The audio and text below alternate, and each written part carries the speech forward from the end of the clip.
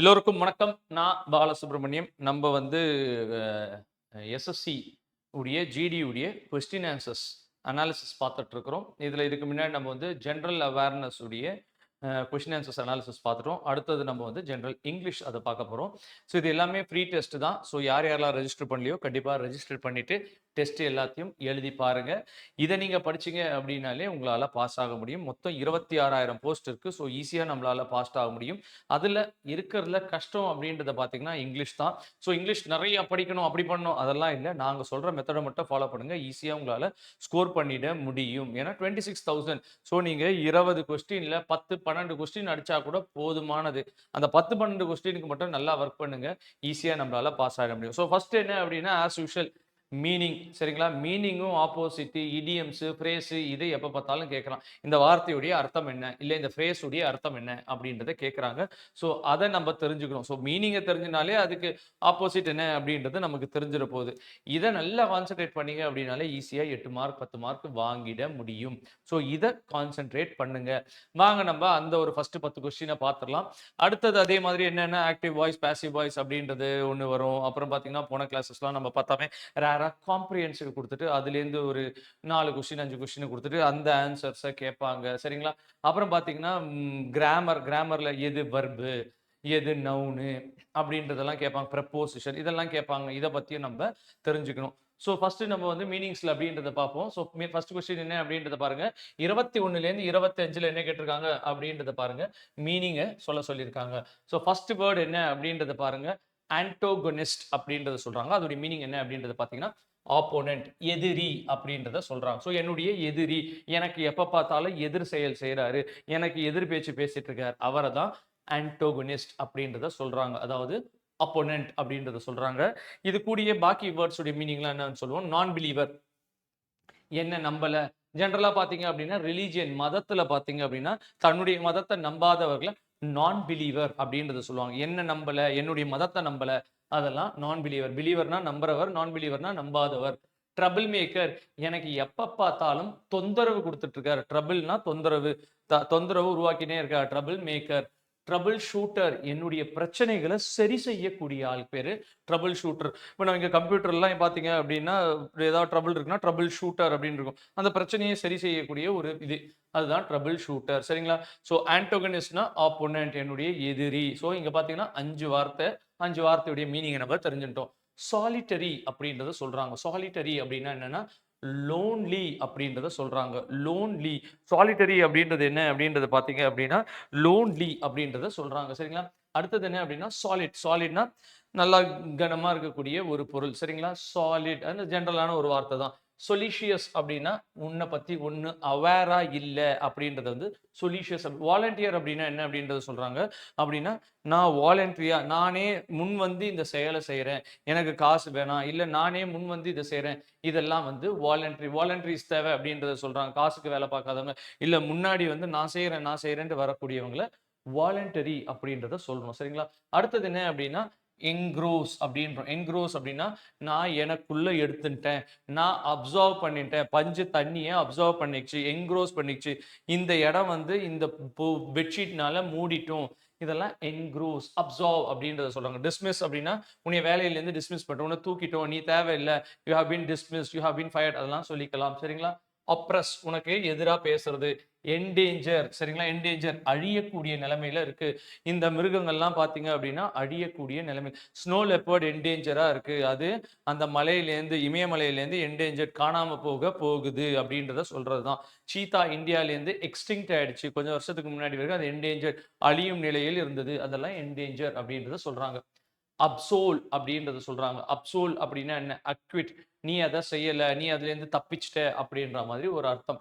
Consume அப்படின்னா நான் அதை உபயோகிச்சுட்டேன், நான் அதை யூஸ் பண்ணிட்டேன் அப்படின்னு அர்த்தம். பனிஷ், நீ தவறு செஞ்சுட்ட, உனக்கு நான் தண்டனை கொடுக்குறேன், அதுதான் பனிஷ். கன்சியூம், கன்சியூம்னா நான் எடுத்துட்டேன். வித்ஹெல்டு, நான் பண்ண மாட்டேன். கவர்னர், ஆளுநர் சைன் போட மாட்டேன் அப்படின்ட்டு வித்ஹெல்டு, திருப்பி ரிட்டர்ன் அமிச்சிட்டார், அதெல்லாம் வித்ஹெல்ட் அப்படின்றத சொல்றாங்க. சரிங்களா? அடுத்தது என்ன அப்படின்னா ஆஸ்கிரிப்ஷன் இல்லைன்னா ஆட்ரிபியூஷன். நான் இதை செஞ்சேன், இதுக்கான காரணம் யாருன்னா என்னுடைய உழைப்பு தான் இதுக்கான காரணம். ஆஸ்கிரிப்ஷன் இல்லைன்னா ஆட்ரிபியூஷன், அப்படின்றத சொல்றாங்க. டிஸ்கிரிப்ஷன் அது எப்படி இருக்குன்றத நான் விளக்குறேன், டிஸ்கிரைப் பண்றேன். இதுல என்னெல்லாம் இருக்கணும்னு டிஸ்கிரைப் பண்ணி இதுல இந்த புக்ல என்ன இருக்கும் அப்படின்ட்டு டிஸ்கிரிப்ஷன் அப்படின்றத கொடுத்துருக்கேன். அக்கவுண்ட் என்னுடைய அக்கவுண்ட், நான் தான் இது அக்கவுண்ட். பேங்க்ல நான் என்னுடைய அக்கவுண்ட்ல வச்சிருக்கேன், அக்கவுண்ட்ல காசு வச்சிருக்கேன். அதெல்லாம் கியூர் சரி பண்ணிடுறேன். அதெல்லாம் இதோடைய மீனிங் ஆகும். சரிங்களா? ஸோ இதெல்லாம் மீனிங்கான வார்த்தைகள் நம்ம பார்த்துட்டோம். அடுத்தது என்ன அப்படின்றத பாருங்க. ஆப்போசிட். சரிங்களா? ஆப்போசிட். ஸோ ஒரு வார்த்தை கொடுத்துருக்காங்க. அந்த வார்த்தையுடைய ஆப்போசிட். சரிங்களா? எதிர்ச்சொல் சொல்ல சொல்றாங்க. ஸோ என்ன அப்படின்னா பார்பேரியஸ் அப்படின்றாங்க, பார்பரஸ் அப்படின்றாங்க. அப்ப காட்டுவாசிகள், ஒரு ஒரு ஒழுக்கம் இல்லாதவர்கள், இவங்களுக்கு எப்படி பிஹேவ் பண்ணணும்னு தெரியாதவர்கள். அதுக்கு ஆப்போசிட் என்ன அப்படின்றத சொன்னீங்க அப்படின்னா சிவிலைஸ்டா இருக்காங்க. இவங்க பார்க்கறதுக்கு டீசென்ட்டா, சிவிலைஸ்டா படிச்சவங்க மாதிரி இருக்கிறாங்க. காட்டுவாசிங்க மாதிரி பிஹேவ் பண்ணல. கத்திக்கிட்டு கித்திக்கிட்டு இல்ல. அதுதான் இதோட சிவிலைஸ்டு. ஏன்ஷியன்ட் அப்படின்னா என்ன சார்? பழைய காலத்தால். ஜென்டில்னா என்ன சார்? ரொம்ப சாஃப்டா ஜென்டிலா இருக்கார். சாவேஜ்னா என்ன சார்? அடிச்சு திடிச்சு தும்சம் பண்ணிட்டு போறாங்க. பார்பேரியஸ் உடைய ஆப்போசிட் சிவிலைஸ்ட் அப்படின்றது சொல்றாங்க. சரிங்களா? அடுத்தது என்ன அப்படின்றத பாருங்க. ஹைட்டன். ஹைட்டன்னா இன்க்ரீஸ் ஆயிடுச்சு அப்படின்றது அர்த்தம். அப்போ அதுக்கு ஆப்போசிட் என்ன சார்? டிக்ரீஸ் ஆகுது. வைடன் அப்படின்னா அகலம். அகலம் பெருசாயிட்டு. ஹைட்டன்னா நீளம் அதிகமாச்சு, குள்ளம் ஆயிடுச்சு, டிக்ரீஸ் ஆயிடுச்சு, குறைஞ்சிடுச்சு. Increase, decrease. இது வைடன். ஸ்ட்ரென்த் வலுவாயிடுச்சு, டிசால்வ் கரைஞ்சிடுச்சு. ஸோ தண்ணியில டிசால்வ் ஆயிடுச்சு, இது வலுவாயிடுச்சு, இது வைடன் ஆகிடுச்சு, அகலமாயிடுச்சு, இது குறைஞ்சிடுச்சு, இது வளர்ந்துருச்சு. So height and decrease. அடுத்தது என்ன அப்படின்றத பாருங்க. டூபியஸ் அப்படின்றத சொல்றாங்க. Dubious 28னா dubious. டூபியஸ்னா எனக்கு டவுட்டா இருக்கு. இது செய்ய முடியுமா நம்மளால? இதெல்லாம் நம்மளால சாதிச்சிட முடியுமா? அது டூபியஸ் அப்படின்றத சொல்றாங்க. சர்டைன் கண்டிப்பா நம்மளால முடியும். அப்படி இந்த ஷாடி கச்சா முச்சான் இருக்கு, டெலீரியஸான ஒர்க்கா இருக்கு, லாக்கோனிக் ரொம்ப சோம்பேறியான ஒர்க்கா இருக்கு. இதெல்லாம் இதோடைய அர்த்தமாகும். அடுத்தது என்ன அப்படின்றத பாருங்க. விர்ச்சு அப்படின்றத சொல்றாங்க. வைஸ் அப்படின்றத சொல்றாங்க. பை விர்ச்சு அப்படின்னா அவரு ரொம்ப நல்லவர். அவரு ஒரு ஒரு நல்ல ஒரு கேரக்டர் உள்ள ஒரு ஆளு. அதெல்லாம் விர்ச்சு அப்படின்னா ரொம்ப மட்டமான கேரக்டர். சரியான ஆள் இல்ல. கச்சாமுச்சான ஆள். பிஹேவியர் சரியில்ல. இப்போ இதுடைய ஆப்போசிட் வைஸ், விர்ச்சு அப்படின்றத சொல்றாங்க. சரிங்களா? அடுத்தது ஃபால்ட். இவர் தவறு செஞ்சிருக்கார். ஆங்கர் கோவம், இல் டெம்பர் சும்மா இத்துணூண்டு சொன்னாலே போதும் டக்குன்னு கோவம் வந்துரும். அதெல்லாம் இதுடைய ஆப்போசிட் கிடையாது. ஃப்ளெக்சிபிள். ஃப்ளெக்சிபிள்னா என்னங்க? ஒண்ணு வளையக்கூடியது. எப்படி இருந்தாலும் நமக்கு ஏத்தா மாதிரி வளைவாரு. அது ஃப்ளெக்சிபிள். பிளண்ட்னா என்னங்க? இப்போ ஷார்ப் அப்படின்னா கூர்மையா இருக்கு. பிளண்ட் அப்படின்னா ஒரு பொருள் இருக்கு. ஒரு பென்சில் இருக்கு. கூர்மையா இருக்கு. இல்ல அந்த பென்சில் மொக்கையா இருக்கு. இப்படி இருந்துச்சுன்னா அது மொக்க. பிளண்ட் அப்படின்றோம். ஜென்டில்னா சாஃப்ட். ரஃப்னா காடைனா ஸ்ட்ராங்கா ரஃப்பா கறக்க முறக்கன்னு இருக்கு. ரிஜிட் அப்படின்னா ஃப்ளெக்சிபிள் வளையும். ரிஜிட் அப்படின்னா வளையாது. சரிங்களா? அதுதான் ஃப்ளெக்சிபிள் அண்ட் ரிஜிட் உடைய மீனிங் அண்ட் ஆப்போசிட்ஸ். அடுத்தது என்ன அப்படின்னா active voice and passive voice அப்படின்றத சொல்றாங்க. ஆக்டிவ் வாய்ஸ் அண்ட் பாசிவ் வாய்ஸை நம்மள கண்டுபிடிக்க சொல்றாங்க. ஸோ ஆக்டிவ் அண்ட் பாசிவ் அப்படின்னா என்ன சார்? இப்போ ஒரு சப்ஜெக்ட், ஒரு ஆப்ஜெக்ட், ஒரு ஒரு ஏதோ ஒன்று ஏதோ ஒருத்தரால் செய்யப்பட்டது. இந்த விஷயம் இவரால் செய்யப்பட்டது. இப்போ இந்த விஷயம், அந்த சப்ஜெக்ட், அந்த ஆப்ஜெக்ட் அப்படி இருக்கு பார்த்தீங்களா? இதை ரெண்டத்தையும் நம்ம சப்ஜெக்டிவ் ஆப்போசிட்டும் உல்டாவா போட்டா ஆக்டிவ் பாசிவ். இது இதால் செய்யப்பட்டது, இது இப்படி இங்கே செய்யப்பட்டது. ஸோ அந்த இது எதை செய்யப்பட்டது என்னன்றது. பேனாவை நான் இங்கேருந்து தூக்கி, நான் இங்கேருந்து பேனாவை அங்கே வச்சேன் அப்படின்றதும், பேனா என்னால் அங்க வைக்கப்பட்டது. அதுதான் இங்க ஆக்டிவ் அண்ட் பாசிவ். அந்த அந்த ரெண்டுத்தையும் மாத்தி சொல்றாங்க. சரிங்களா? He was congratulated by his teacher. அவ்வளவுதான் முடிஞ்சு போச்சு. சரிங்களா? On his brilliant success in the recent examination. அப்படின்னா என்ன sir?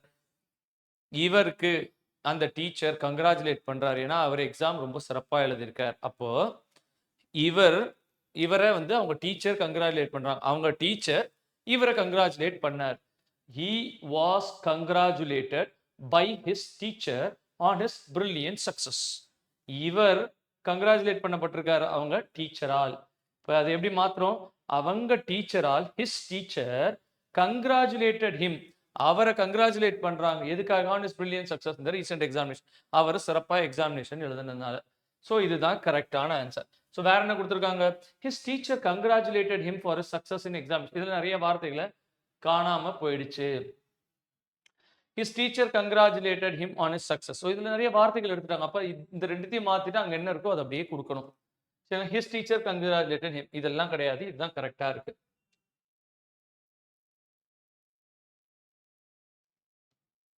People speak English all over the world. மக்கள் அனைவரும் ஆங்கில மொழியை பேசுறாங்க உலகம் முழுக்க அப்படின்றத சொல்றாங்க. அப்ப இங்க எது ரெண்டும் சார் முக்கியமானது? பீப்புளும் சரிங்களா, ஸ்பீக் இங்கிலீஷ் அப்படின்றது தான். சரிங்களா, இது ரெண்டும் தான். People speak English. அப்ப என்ன சொல்லணும்? இங்கிலீஷ் இஸ் ஸ்போக்கன் பை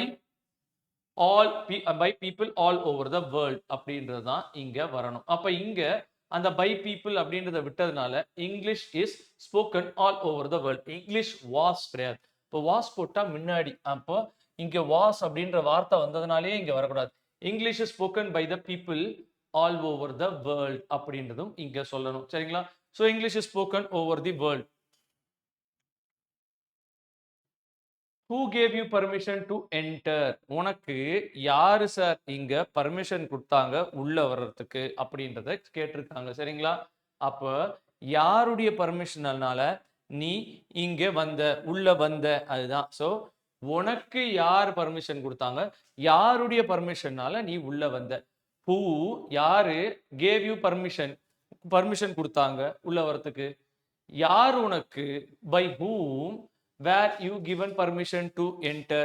உனக்கு யார் சார் பர்மிஷன் கொடுத்தாங்க? பை whom was அப்படினாலே முடிஞ்சிச்சு. was வராது இங்க. சரிங்களா? அது வந்து நீங்க வந்து அந்த நவுன் படிக்கும்போது படிச்சிருப்பீங்க. இங்க was வரக்கூடாது. By whom you were given permission, by whom given you அதெல்லாம் வராது. ஸோ ஃபர்ஸ்ட் சென்டென்ஸ் மட்டும் தான் கரெக்ட். அடுத்தது என்ன? the principal has granted him a scholarship. So the principal ஒரு சப்ஜெக்ட், has granted him அவங்களா. அப்ப அந்த him அப்படின்றது ரெண்டாவது. சப்ஜெக்டிவ் ஆப்ஜெக்டிவ் நீங்க கண்டுபிடிச்சிருங்க.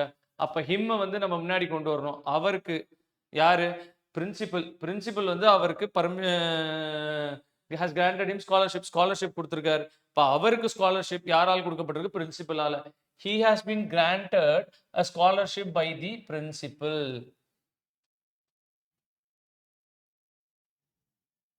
அடுத்தது என்ன சார்?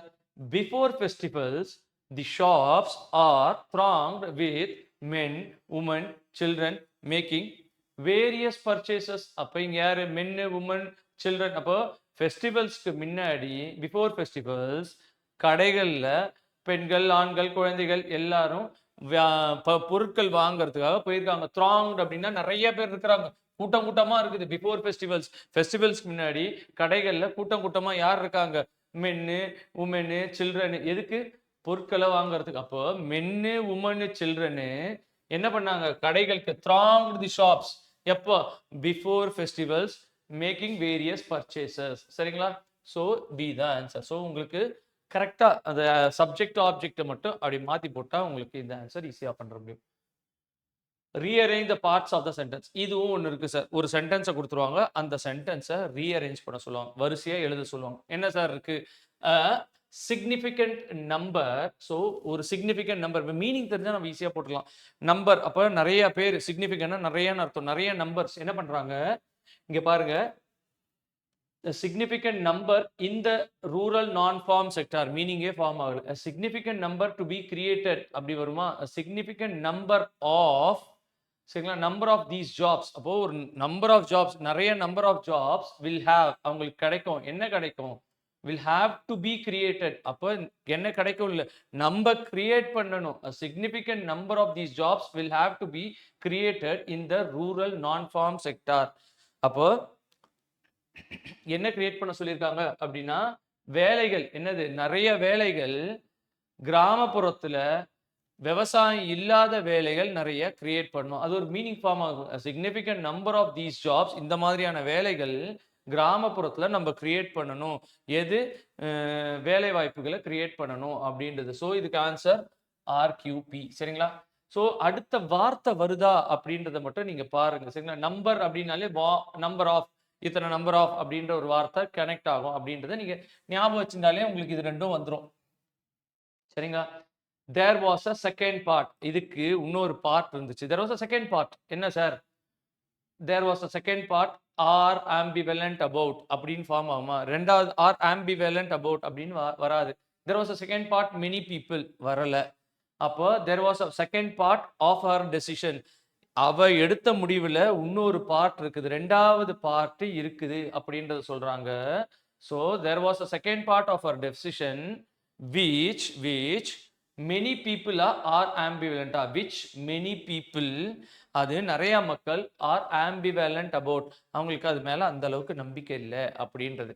ஸோ நீங்க என்ன பண்ணணும், இந்த ஃபர்ஸ்ட் பார்ட் எதோட மேட்ச் ஆகுது அப்படின்றத பாருங்க. ஸோ இதுதான். சப்போஸ் உங்களுக்கு முடியல அப்படின்னா ஒரு சென்டென்ஸோ அடுத்த பார்ட்டும் இதுல இருக்கிற வார்த்தைகள் என்ன ஆர்டர்ல இருக்கு அதை பேஸ் பண்ணி நீங்க கண்டுபிடிச்சிடலாம்.